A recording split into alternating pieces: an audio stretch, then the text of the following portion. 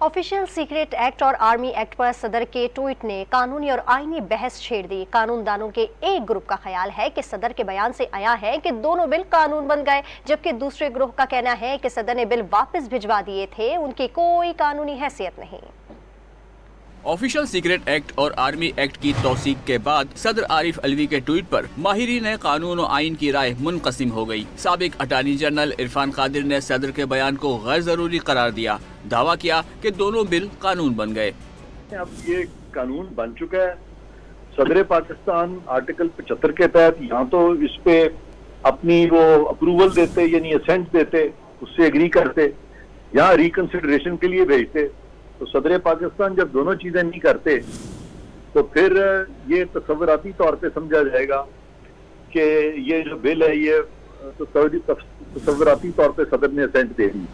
Advocate supreme court Mahmood सदोज़ई ने इरफान कादिर के मौक़िफ़ को मुस्तरद कर दिया। वाज़ेह किया कि सदर ज़बानी तौर पर भी किसी बिल को मुस्तरद कर सकते हैं। 4 असाइनमेंट्स ऐसी हैं जिनमें उनकी वो उन असाइनमेंट होल्डर्स की कोई वो ऐसी नहीं है ओब्लिगेशन के वो साइन करें।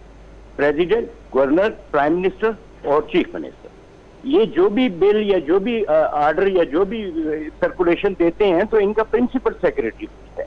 तो इस सिलसिले में मेरा ख्याल है कि प्रेसिडेंट आरिफ अलवी बिल्कुल सही कह रहे हैं, उन्होंने इस बिल को वापस किया है। सदर आरिफ अलवी ने गुज़िश्ता रोज सोशल मीडिया वेबसाइट पर जारी बयान में इल्जाम लगाया था कि ऑफिशियल सीक्रेट एक्ट और आर्मी एक्ट इनकी मर्जी के बरखिलाफ ऐवान सदर के अमले ने वापस नहीं भिजवाया।